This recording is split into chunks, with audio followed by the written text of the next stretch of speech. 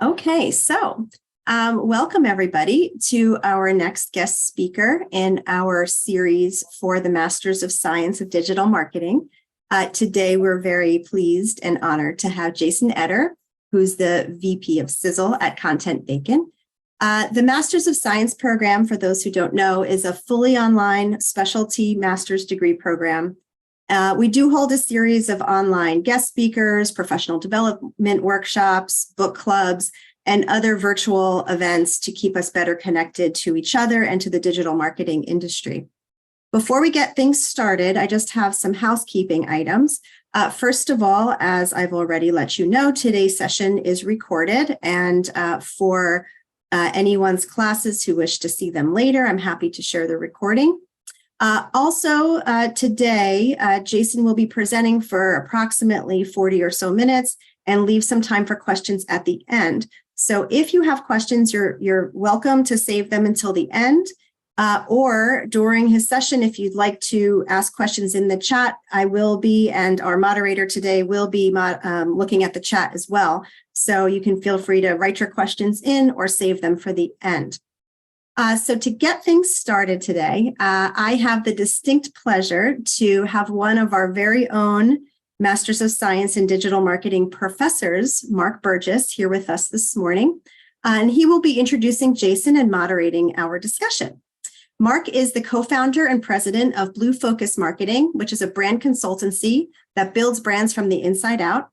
He is the author of New Marketing, How to Win in the Digital Age, and The Social Employee, two books you may have read in some of your classes. Mark is an adjunct marketing professor here at Rutgers. He teaches the content marketing strategy and actually developed that course for us as part of our digital marketing program. He began his career as an ad man on Madison Avenue at McCann, and he has held senior roles at, in marketing and digital strategy at both AT&T and PwC.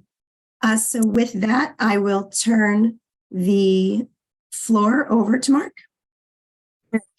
First of all, thank you for a very nice introduction. And it's great to be part of your digital marketing program, which I think a lot of people are finding tremendous value in.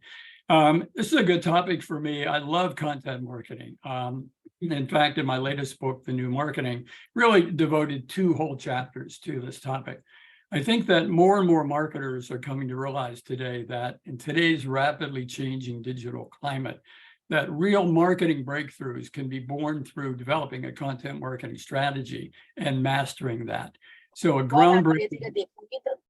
basically a groundbreaking method that attracts and engages audiences and really becomes kind of the essence of branding. A lot of great things that Jason will speak about.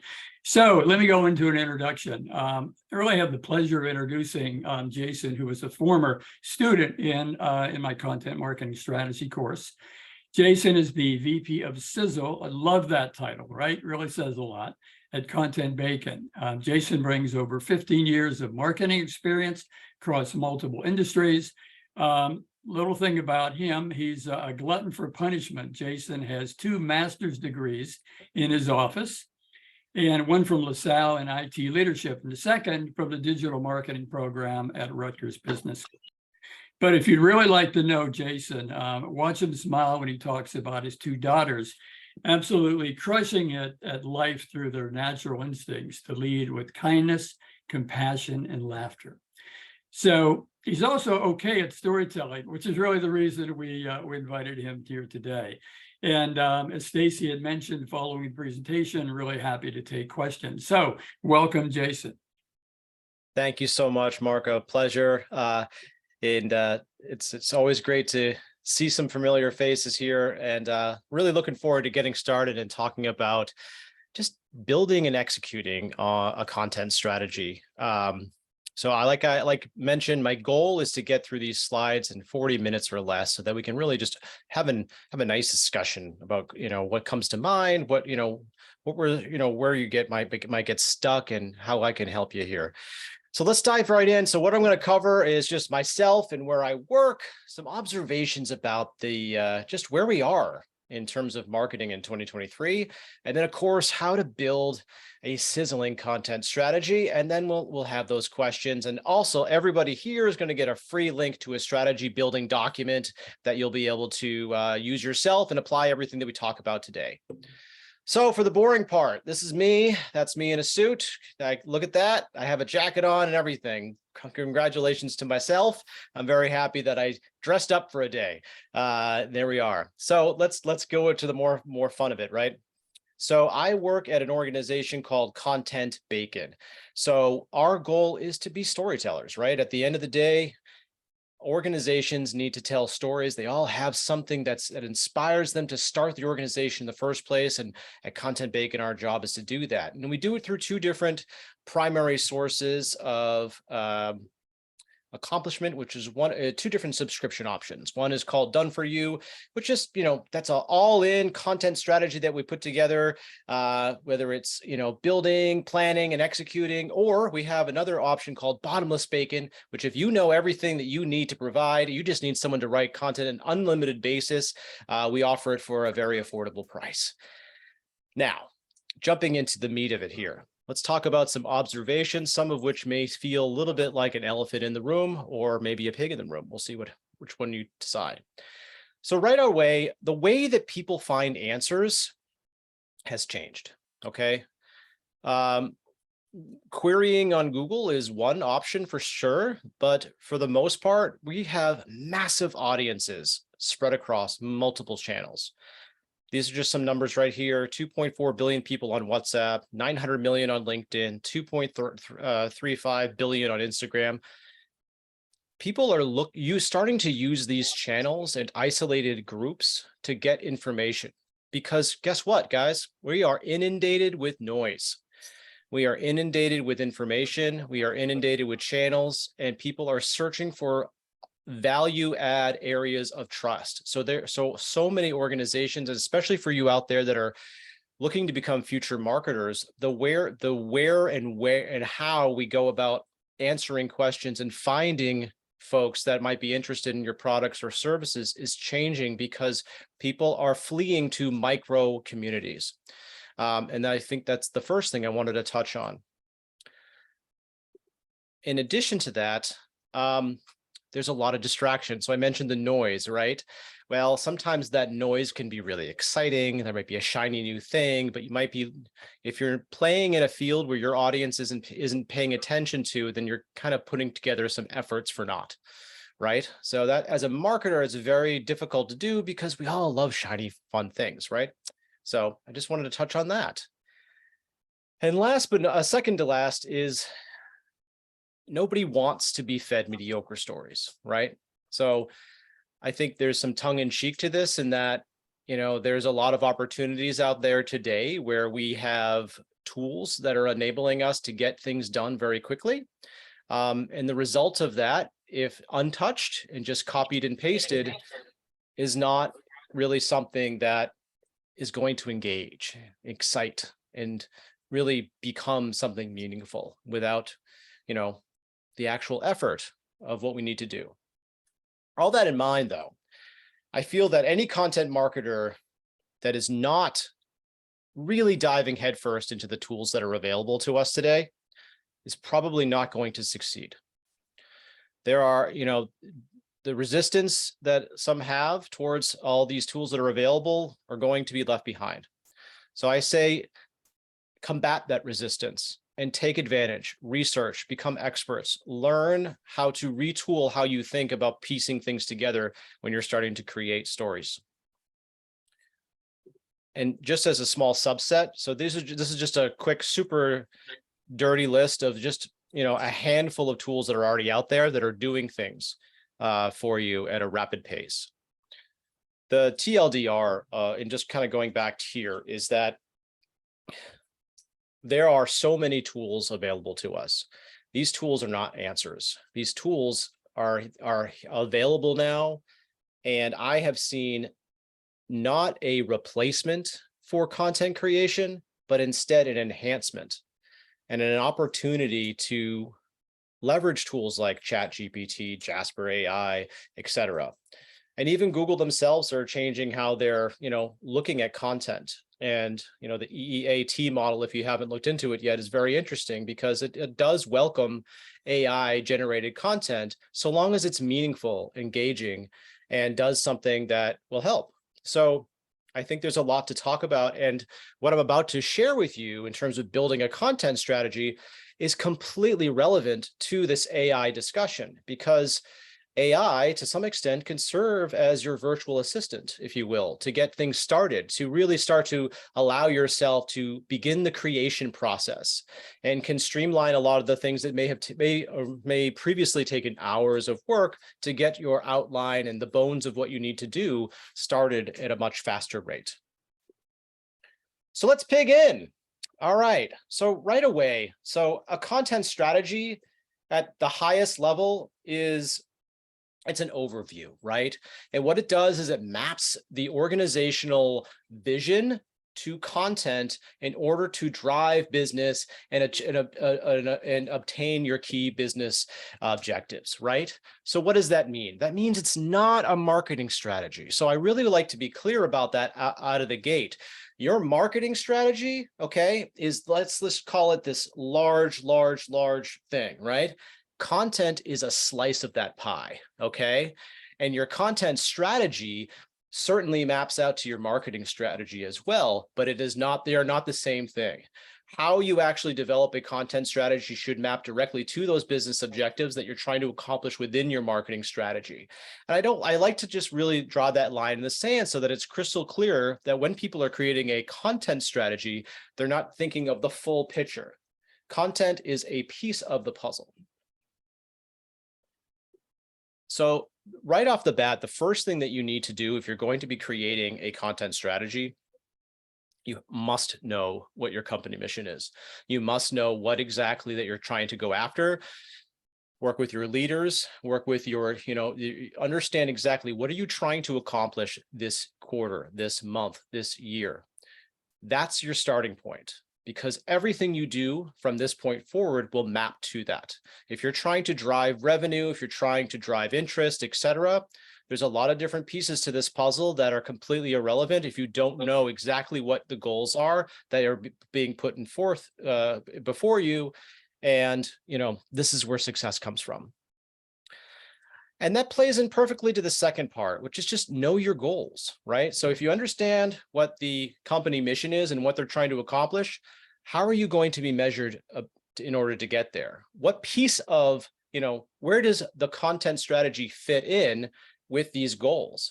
Like, for example, if you work for, let's say, a technology organization, and maybe you have this new widget that you're trying to promote, and the goal is to increase subscriptions by 10x by the end of the year. Okay, great. Well, which piece of that are you being measured against? What's your success factor in order to get that accomplished? And then you can start to build backwards.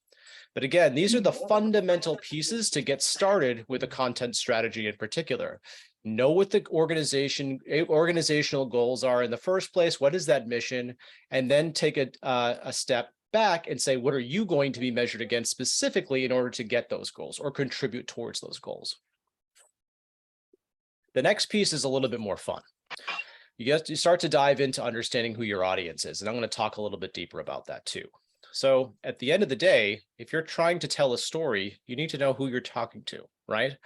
And guess what? Usually it's not the folks that work at your organization. It very likely is a very different audience, and you need to really do some research to understand exactly who those folks are. So for example, let's just make sure that the slide changes. There we go. Good.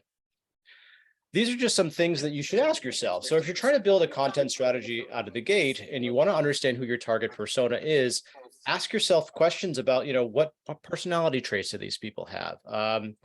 How would what wouldn't fit in in this audience? What is your tone?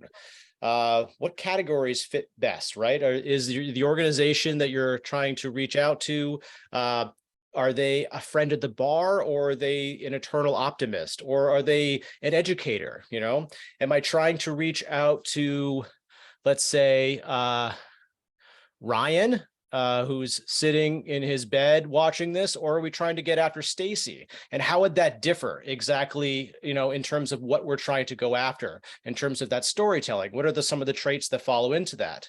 Where do they live? What is their, typical gender? What are their age groups? What are their behavioral trends? What are their shopping trends? What are some of the commonalities behind that? And as you start to build this out, you start to kind of understand who this person is. Even if it's a pretend person, you're starting to uncover the needs and wants and desires of these specific people. And in some cases, depending on what exactly it is that you're trying to advocate, you might have one or two different audience members. But it's good to do this exercise to really start to formulate who exactly these people are that you're going to be reaching out to. Next is something that I find to be an absolutely invaluable exercise. And this is creating a flywheel. So if you're unfamiliar with the flywheel approach, usually flywheels consist of, let's say it's generating awareness, building consideration, and then driving some sort of decision, and then maybe it's customer advocacy after the fact.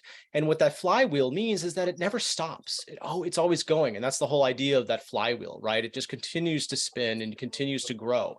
And that's where you start to figure out, okay, within this flywheel, where am I dropping? What channels am I approaching? Which conversations am I having? And what sort of assets do I need to create in order to facilitate these different pieces of the journey? And so just as an example, this is what ContentBacon uses. So, we want to attract and retain great people. We want to deliver sizzling content. We want to generate amazing content that exceeds expectations. We want to create bacon addicts, and then we want endless referrals. And everything we do tries to filter into that. And so for all of you listening that are especially in the marketing department, you would take this is the company goal specifically. And then when you wanted to extract it into a campaign philosophy, you take it to the next level by doing something like this. Like, what are the actual actions from your audience's perspective that need to happen as you're fulfilling this flywheel? So for example, maybe I'm going after marketing VPs or business leaders, et cetera, that have budget in place, that are looking to they want to generate more awareness for their business. They have a story to tell, but they need a lot of help and support. And they want high quality content. They don't want mediocre content. They want to build upon that, but have someone do that so that they can sleep better at night, knowing that they can check that box off and know that someone's creating their content for them and fulfilling all those different paths within their channels. And that's the whole journey that you need to build. So when you're thinking about it from a campaign perspective, you need to really start thinking, okay, I've now created this persona. Now, how do I what actions and what experiences do I want to generate in order to get from point A to point Z? And that's where you start to build out that flywheel. So probably the easiest way to get started with creating such a flywheel is just asking yourself, how do you convert? How do you generate awareness? Where are you in terms of, who are you going after? Where are they in the actual journey of purchasing or making a decision? What is your primary goal? How does that really get there, right? And that's where you start to really understand how to build this out. And it sounds kind of simple in the fact that, okay, well, I want someone to purchase this, whether it's a widget or maybe you have an e-com site or maybe you have a service, right? Okay, great. Walk backwards for me to the point where I've never heard of your organization. And that's where you start to build and head towards that end goal. And here's just an example. So breaking that flywheel into more like a spreadsheet, if you will, which is like, first I want to drive traffic, then I want to generate leads, then I want to get booked calls, and then I want to delight people, right? And look, there's so many different things that you could consider that would accomplish these tasks. Maybe it's display advertising. Maybe it's, I want to update my website to be more optimized towards our target audience based upon keyword research. Maybe I want to reach out to some individual groups. Maybe I want to find some micro experiences within other communities on social channels that I want to reach out to. Or maybe I want to do some speaking engagements at an amazing institution called Rutgers Business School and start talking about content strategy there and hopefully fulfill the future marketers' brains with amazing sizzling content ideas. Then I want to generate leads, right? So awareness is that first stage, of course, right? Where I don't know who you are, but I need to educate, right? Generating the leads is taking folks from that idea of like, okay, I now know who you are, but what I need to do next is start to say, hey, okay, I'm interested. Now, this is where I would argue that with a lot of organizations, the generating of leads can get kind of muddy, right? Because you need to really understand what exactly a high quality lead is. And so that's something that you need to understand internally before you execute any type of marketing initiative, right? So if you say there's different levels of leads too, without getting into the too granular details, but there's like marketing qualified leads, there's sales qualified leads, there's qualified leads, there's non-qualified leads, there's all kinds of different leads. There's even no qualified lead, right? Which means that we don't really know who they are, but they've expressed some interest. And as we go down the path of more of the uncookied world, that becomes more of a reality too. And then there's booked calls, probably one of the easiest metrics that you could measure, because at the end of the day, this is a human being that says, I would like to have a phone call, right? And then last but not least, it's like upselling and, delight, understanding exactly where your current customers are and where they are growing, et cetera, which is that delight phase. And then what you do from there is you say, okay, now I understand the path. I understand my audience. I understand how I'm going to be measured, and I understand what my goal, what the organizational mission is. So from there, I start to isolate it down to say like, okay, my target audience is the 1 million to 3 million growing founder. And that founder, she needs no-brainer solutions and needs to no longer be responsible for doing marketing. She has a growing team. She's focused on closing business, and but she needs to generate awareness for her organization. So then, okay, well then from our standpoint, the product that we're going to use is X, Y, or Z. And then from there, what are the certain things within the different, categories of the flywheel am I going to utilize in order to grab her attention? And then what am I going to be measured against? And you can start to formulate what that experience and that expectation and that content strategy looks like. And so maybe in terms of like the audience work you do, you get a little bit more segmented because you're like, hey, I have a ton of assets from our organization. I have different strategies, and there's different segments of what our product can offer for different people. And so each of one of those people that you focus on, they need to have a different goal, maybe a different product alignment, maybe different messaging, et cetera, that you need to really start to build out and just understand, like, where do they map in the journey? Where do they map in the decision-making process? What content should I be creating in order to fulfill? Are there current content pieces available? Are there gaps that we need to create content, et cetera? And then what are we going to be measuring upon in terms of what success looks like? And then you need to start looking at what your competitors are doing too, right? And in terms of competitors, I also like to say, especially if you're starting with something new, maybe you're working with a startup or you're working with an organization that's trying to become its own category, right? And so I talk with a lot of businesses that maybe feel that there aren't any competitors, and that's okay. Like if you feel like you're doing something so unique, so amazing that no one's ever done it before, there isn't a competitor you can compare to. Well, that's fine. Then instead, I usually turn that around and say, well, then tell me about 3 or 4 organizations that you want to emulate or that you're obsessed about or that you think are amazing, and then start doing research around that, right? Because if you think they're amazing, if you're a business owner, founder, et cetera, and you think that this particular organization or these organizations are especially interesting, let's see what they're doing. What are they doing right? What are they doing out into the, what does their digital footprint look like so that we can try to emulate some of their success and tap into our own market. Some tools that are out there for competitive research. I think SimilarWeb is probably the best in my opinion. And I can show you a snapshot of what that looks like next. But there's free tools available too, especially if budget is concerned. Things like Ubersuggest, Google Trends. It's amazing what you can do with just a little keyword research and just finding out what others are querying about, et cetera. So this is what SimilarWeb actually looks like. just looking at different So I just put together like 3 different brands compared to this brand, and this is what the results look like. And then, without getting into super granular detail, it shows you what are they doing with organic traffic, what are they doing with paid traffic, what are they doing with branded traffic, how are they comparing to each other? And sometimes, and this can happen in Google Trends too, you might be testing out things like, what are people querying for? What are people researching? And you might find, whoa, this one specific keyword or this one brand in particular is just absolutely crushing it with organic. But then if you remove them and look at the other organizations that are maybe at more of a level playing field, you might be able to start to dissect and see other opportunities, etc. It's good to just do, like, if you're going to provide a report within this content strategy document, I ideally, if you were to create a spreadsheet or a slide, make sure you really narrow it down to, what does the organization do? What do they represent? What are they doing on different social channels? What are the last 5 things that they put on their website that look fairly new? Talk to me about what they're doing for CTAs. Do they have a lead hook? Do they have anything on their website that's especially interesting? Take some notes on their website. If you're like, wow, they have this amazing landing page that is just so sexy, cool, awesome. Take a note of that. You figure out opportunities to emulate it, see where you stand in against that. If you were to map them to each other, like, where would you rank yourself, etc.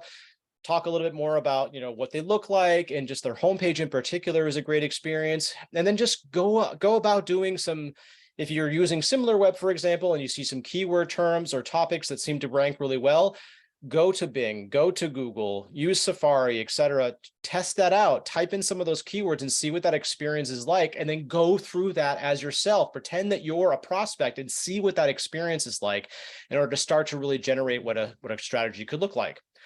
And then do the same to your own website, right? I feel like, for me, when people are creating a content strategy, they have all these big ideas about what they're trying to accomplish and do, and they haven't stopped and looked at what they have in front of them already, right?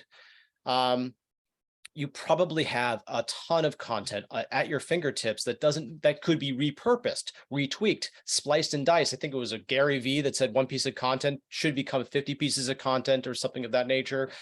He's not wrong, right? Take a look at what your website, represents and how it works. Do the same type of research you would do against a competitor, against yourself, and rank yourself and see where there's opportunities. And especially if you're building out a content strategy, you're trying to generate awareness, and you're finding out that, the last time you posted some new content on the website was maybe 3 or 4 months ago. You found out that all of your most recent posts don't have metadata attached to it. You're not tagging keywords. You're not following any of those trends. Those tiny little 1% incremental changes spread across, 3 months of work can make a substantial difference to help bring your ranking up and then, drive more interest to your target audience. Another thing too, is you might take a look at your website and say, hey, we're doing an amazing job talking to the wrong audience. That happens all the time. When I look at organizations and I see their websites, I'm like, this is a beautiful website that has nothing to do with the people you're going after. And that's a common mistake, because a lot of times, as I mentioned earlier, organizations spend a lot of time talking about what they think their product, their services represent, and didn't take the time to think about what their audience wants, needs, and has problems for. Or we are human beings are driven by our own emotions, our own needs, our own problems. And if we're not solving those problems and calling out those needs, etc., and we're just kind of talking about ourselves, that's not going to work for a digital footprint. So we need to really just understand what your why is, so that people can find you in the first place. And this is probably the most important thing. If you're coming up with a content strategy, and let's say, for example, that one of the core elements of success is to get people to register for this webinar, for example, and that's one of the core campaign elements of this content strategy. And you go through that webinar experience and find out that it's almost impossible to register. The button doesn't work. It's impossible to use on a phone. You get it, and it's just this garbled, weird mess that hasn't been formatted correctly.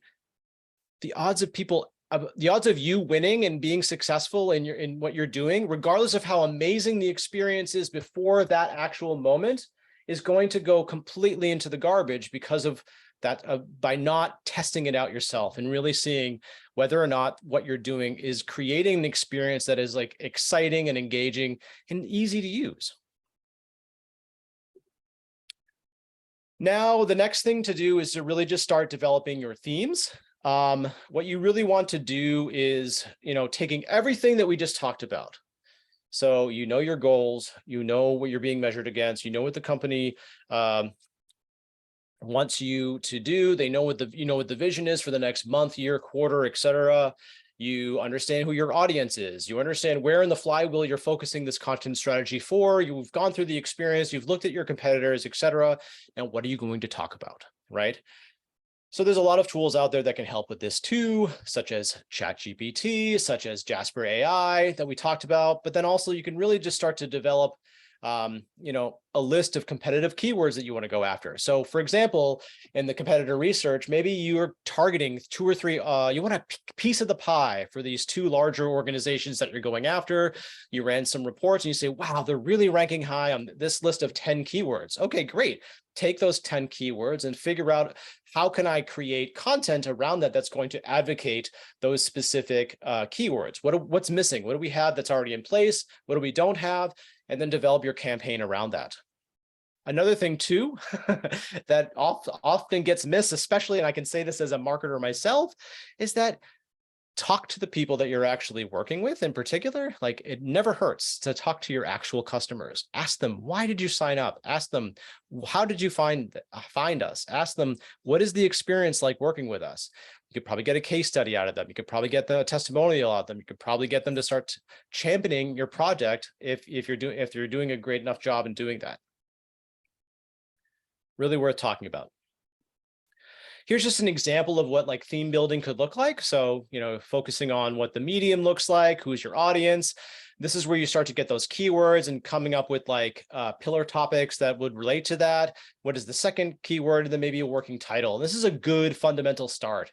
You could probably use a combination of ChatGPT and some of the other plugins that are available to get like the bones of this. And then you can start really tweaking and working on it to kind of figure out like, how do I map this into a way that, is going to relate to my audience, etc. But there's some really good tools out there to get this piece started. So really what you want to do is capture, the ideal publish date, what you want to go after, what channels you want to use, what assets you need to create, and, really start mapping it out to the flywheel approach, but on a more tactical level of like, what are you going to talk about? How are you going to accomplish it, etc. And then last but not least, the most important thing, and I say this as a marketer who has worked with organizations that are, Fortune 500 to startups to across the gamut, that if you as a marketer are not aligned with your leaders and your business owners, stop immediately, because you must understand where marketing fits into everything that you're doing. And you have to get buy-in, because you need that support. That's how you get budget, and that's how you get buy-in, and that's how you understand exactly where you need to go in order to be successful. So, I went through all that in 32.7 minutes, and that was my goal, so we could have a more meaty discussion and see what's going on for you guys. I also want to give you access to a link that you can have. Let me just see if I can. What I'll do is I'll share this with you so I can put it in the chat once I figure out where the screen is, because I hit everything while I was talking. I'm going to stop sharing in a moment. We can have a Q&A with Mark and company, and I will get you that link to the template. I'll put it in chat once I stop sharing my screen. Thank you very much.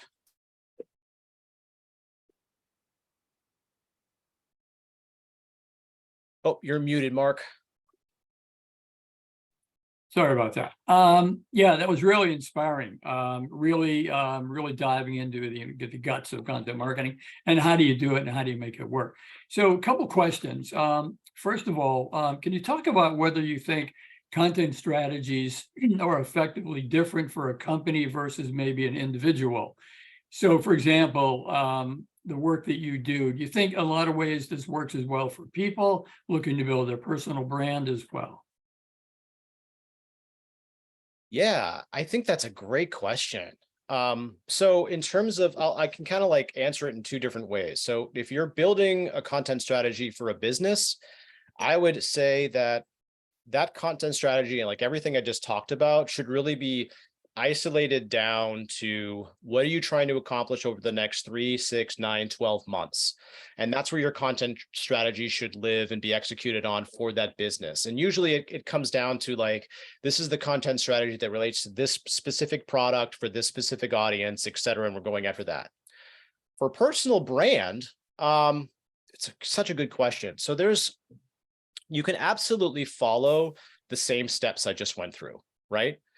I would just change it from, you probably wouldn't be able to use like tools like SimilarWeb or things like that in terms of competitor analysis.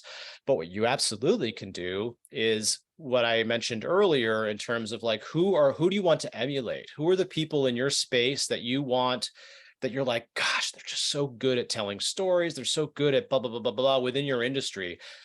And instead of doing, keyword research, I would start extracting maybe some of the more higher engaged posts that they're doing on, let's say, LinkedIn or Facebook, join their groups, see how people are interacting, and then try to really truly take screenshots and extract that and see where you can find those similarities to sort of map to, okay, I can see their strategy. I'm starting to uncover their formula, because most really successful personal brand folks, if they're really good at it, it doesn't look like a formula. But if you spend some time looking at it, especially if you're looking at like, let's say 30 days of content from a personal brand expert, you're going to uncover the formula very quickly. And they have probably like 3 different sets of styles and I'll just use LinkedIn as a specific example. If you see these personal brand folks that are out there, they probably have 3 specific types of content that they're pushing out, right? Part 1 will be thought leadership education. It's usually long form content, no images, no links, nothing like that. But like, here's an experience that I had here and what I want to share with you, etc. And you're going to see a long form content there. That's 1. 2 is like more of like short form, lacking substance, but very like relatable type of content sharing. So like, I can't think of a good example, but I think Gary Vee does this a lot, right? He's kind of like, I mentioned him twice in the same session. He champions the idea of culture recently. He's been doing a lot of posting on culture, and he'll say like a blanket one sentence post that will then get like 30,000 likes, right? So then there's that helps him kind of like build up his following, etc. And then the last portion is usually like a personal thing. So it's unrelated to anything he does for work or anything, she does for work. And then it goes and it's just like talks about the kids, talking about family time, etc. That seems to be like for leaders that are out there on social media, those three different types of content is the strategy, is the formula. And they create it, and it's probably generated months in advance, etc.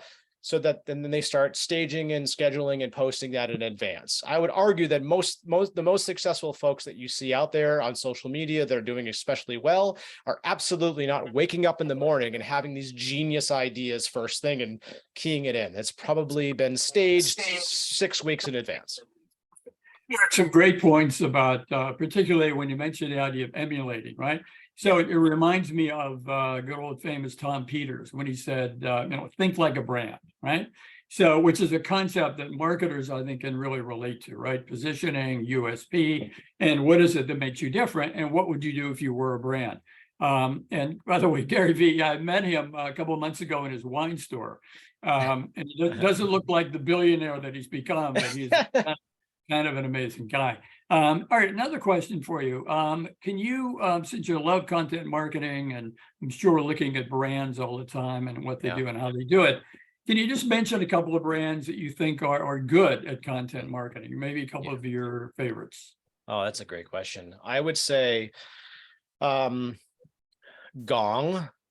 does amazing work. And actually, the former head of content at Gong is now at a company called Clary, who is amazing at content. I highly recommend you follow Clary, Gong. And then also, I would say, just to kind of like sidestep, I think Cole Schaefer, if you've ever followed him, is probably one of the best content writers out there. He has an amazing newsletter called Honey Copy. I don't know him personally, but I just follow him, and he's probably one of the best current copywriters out there. Another person that's really made a living out of successful is, like, I would say, Drift, and then kind of an output of that is Dave Gerhardt is a really, really strong copywriter. He has since turned himself into more of like a marketing coach, who's really good at that as well. Good following there. But then there's like other organizations that I like to follow too. Like one that I've always followed that I really love, two actually. One is a company called Leon, which I actually know the founder, and I feel like he does some really amazing content for a very unique subset of audience. And then I would say the other one is Qualified, is another great organization who is a competitor of Drift, but they're more focused in like the Salesforce space. And so what's cool is if you look at both Drift and Qualified, you could actually look at two very similar products that have two very distinctly different audiences, and you can learn a lot from how they communicate out in the world. All right, think about a couple. What about consumer brands? I'll give you one of mine is Red Bull, right? So I think about everything they do is about energy. They've got great video, great photographs, and I love they have a phrase. They don't really talk about their products. They talk about Shaun White, right? So they have a way to really talk about the image of the brand and what that represents. So is there a favorite consumer brand that you like to watch or see, or a Nike, or I mean, yeah, absolutely. I feel like Nike always does such an amazing job. I have a hard time answering that specific question, especially to new marketers, because it's, I mean, sure. I mean, wow, wouldn't it be great to be a Nike? But I would argue that a lot of you, when you're first starting out in marketing, it's not going to be Nike. It's going to be something much smaller than that. So that's why I love to share like brands that you probably haven't heard of before, which makes it a little bit more exciting. But yes, if I had to choose one, I would definitely say Nike. Unquestionably, they always really, they know how to make it more about the experience and not about the product. All right, great. So what do you think are some of the biggest challenges that content marketers face today? Yeah, I think the biggest challenge for content marketers is kind of goes back to the first couple of things I was talking about before I dove into actually building out a content strategy, which is don't be resistant to these tools. I think that the content writing and content marketers, you're going to be successful if you come armed with experience and knowledge of how to leverage these amazing technologies in a way that can help, if you can become proficient in, just like how when SEO was like super new and interesting, like if you were an SEO expert and you know how to do queries really well, like that just immediately set a higher bar for you. I would argue in terms of querying within tools like Jasper, Chat, GPT, et cetera, like that to me that's a proficiency that I think needs to be leveraged instead of resisted. All right, good, thank you. So another question. So talk about the need to maybe repurpose content across platforms. How important is that compared to like, take one and just have it go everywhere? Yeah, I would, probably the best thing you can do with something like that is to realize that your most likely to purchase followers are following you in more than one channel. And if you're just copying and pasting things to all channels, it's going to look like you're copying and pasting it to all channels. So I would highly recommend that if you're going to be repurposing content, which you absolutely should be doing, you need to ensure that what you're creating is a unique experience and a unique piece of content for each and every one of those channels that is out there. If you put in minimal effort, you're going to get minimal result. So yeah. Great, great. All right. So a question for the room. Any thoughts about content marketing maybe as a career? The kind of background you might need, any questions you might have for Jason on that measure?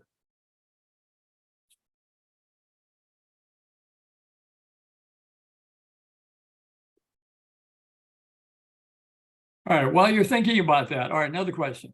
So, the digital marketing landscape is changing, which is always one of those things that I'm always excited about when I talk about marketing. I always compare it to accounting, right? Accounting is great, accounting is wonderful, but you don't come in every day and like the world changes, right? And your competitor did something else. So when you think about that kind of environment and thinking about content marketing, can you think about some of the content marketing trends, things to kind of watch for out there in terms of what's happening with video or voice, for example? 100% yes. I would say there's a couple of things that are happening. So then the pendulum is swinging in two different directions, right? How we are consuming information is constantly changing, right? And I would argue you can even segment that further and say younger, not younger, I hate saying that, just like, you have some generations that are consuming content through audio and visual, right? It could be, any type of, there's so many channels out there where there's like video specific content, answering questions, being queried about, et cetera. There's audio content that's kind of doing the same thing. But then on the other side of the pendulum, especially right now, what I'm seeing is, and if you're working with like a B2B in particular, a lot of the leadership out there are not on the traditional channels, or if they are, they have fled to isolated groups. So if you're out there trying to get your brand to be noticed, no one, the people that you're going after is very likely not seeing it because they have restricted their views to these individual groups. And that's why I shared some of the stats on how many people are on Slack right now, how many people are in WhatsApp. And within the billions that are in Facebook and LinkedIn and Instagram, there's these micro communities that are forming where people are with their own trusted parties, and they're communicating and sharing information there, and they're not actually spending out, much of their time in the other part of the world there. All right, great. Thank you. Great answer. All right, we see we have a question from Evelyn Garcia. Evelyn, can you unmute and ask your question? Yeah. So it was mentioned that we are storytellers, and yes, that's known. We know we do it in our work every day. But can we become? Well, I assume yes, we can become better storytellers. But do you have any tips of like how to do that? And like, it's going to be different for every company that you work for. It's just hard. Like, you're not going to be good in every industry, but storytelling is a skill that we can transfer to different industries. So again, like, what are any tips, or can we become better storytellers? Absolutely. I love this question. So, and what I can say is, in terms of tips, that the fundamentals of storytelling, if you take Mark's course, for example, he'll go through like a lot of there's a lot of emotion behind like how we make decisions, right? I think it's like the Life Force 8 is one of the things you can look at in terms of like how we actually, like, I would say more often than not, any type of buying decision is based upon an emotional connection. And then we usually try to validate that purchase through logic and data, et cetera. So as a storyteller, and I think there's a really good book called Cashvertising, which may sound cheesy, but it's actually a really great book that talks about, look, at the end of the day, that we are selling something, right? And doing that through storytelling. And to become a better storyteller, we need to understand what we are trying to share, what we are trying to give, and how can we do that in a meaningful way. And I don't care if you're selling insurance, if you're selling ladders, if you're selling IT services or some sort of widget, if you peel it away from that piece of it and just understand maybe the founder story, that's usually where I like to start. If I'm starting in an industry that I'm completely unfamiliar with, it feels like how am I actually, a perfect example, I worked at an organization that sold radars. I was literally like clueless. I didn't even know what a radar was other than Hunt for Red October. right? Like I had no idea. And I was like, how am I going to do this? So I talked to the founder. I wanted to understand where it came from. And I found out these amazing experiences that he went through in order to get to where they were today. And that's what I captured on. And that's where I started to understand the world that they lived in. And then I started to do all the things I talked to you about, is start to build out who are the audience, who are they going towards, et cetera. And that's how you become a storyteller. But I think if you're clueless and you feel a little bit out of your comfort zone, always go to the founder story.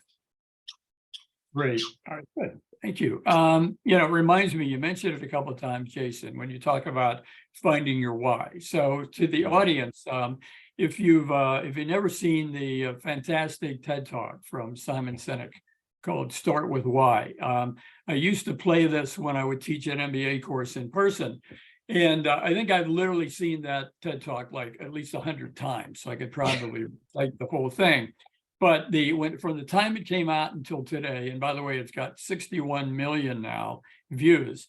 I think it changed the game for marketers because they really focused on what's in the middle and the why, starting with the why, not just who we are or what we do, which seems to be an interesting thread to everything, Jason, that you do.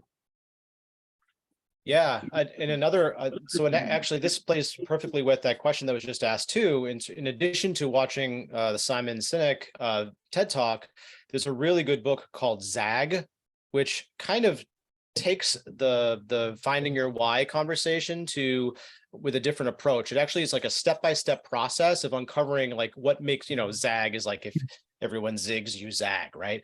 And the book is actually really interesting because it talks about how to create your only, like we are the only blank that blank within blank, right? If you can answer that question, then you are going to be a very powerful storyteller for that specific product or service. Right. Great. So another question for you, Jason. So in a world where we're all busy, we have a million things we have to do, we have little time, is there still a need for, let's say, long form content? Yes, more than ever. Yes, more than ever. And the reason being is that I think that there's this perception that everybody wants short, choppy copy, right? The short, choppy copy certainly serves its purpose, but I'm going to answer this in two different, sorry, my brain's going about 1,000,000 miles an hour. So like, there's two different ways to answering this. Is like, the one is the short, choppy copy definitely serves its purpose, as long as it's meaningful, right? And it has something that, you can relate to. The long form content though, is where I think the meat is. Like, that's where you put the stake in the ground. That's where you become an authority on a topic. For me in particular, like the people that I follow, the people that I really follow and that I want to learn from and emulate and potentially purchase things from, those are the folks that are like giving me the goods. They're getting into it, like, was it Avinash from Google came up with the see, think, do methodology. And if you follow his newsletter, it's usually like 30 pages each newsletter, and I read it. And that's people are, and sorry, I totally went off the rails on that one. But the second piece that I wanted to talk about with it too, though, is that if you can find a way to if you have something to say, or if your company has something to say that is meaningful, engaging, and relevant to your target audience, they're going to sit in, right? And I'll use Netflix as a perfect example, right? You're going to binge watch, right? We're going to binge watch this content. So if people are willing to invest like 14 hours of their lives to watch a crappy television show, they're probably going to invest an hour of their time to read a long form piece of content if it relates to them and engages them. Great. Well, it looks like I'm not sure we have any other questions. We're getting closer to the time here. Let me just say, Jason, I think there was an amazing review of strategy, what's important, the topic of content marketing and developing a strategy and the need to do that and how to do that at the same time. Often people talk about, yeah, it's important, whatever, but they don't really get into how you do that. So thank you for a very insightful presentation and a lot of energy around the topic. Absolutely. Do check before it closes out. Do check the chat. I left a link for everyone to have access to a free strategy roadmap that you can build something. Oh, good. I see a lot of folks are in there. Excellent. Have at it. It's all yours. Enjoy. Great. Okay, all right, Stacy. Thank you. Thank you for joining us, everybody. I hope that you enjoyed our session today. I really appreciate Jason Etter and Mark Burgess's contribution to our learning this morning. And just like how there's so much clutter out there and good content helps us cut through that clutter, Jason also comes as a breath of fresh air and cuts through the clutter of my day as well. So I really appreciate your joining us today, and hope that the rest of you will join us for a future session with the MSDM program. So thank you so much. Enjoy the rest of your day. Thank you very much. Thank you. Bye-bye.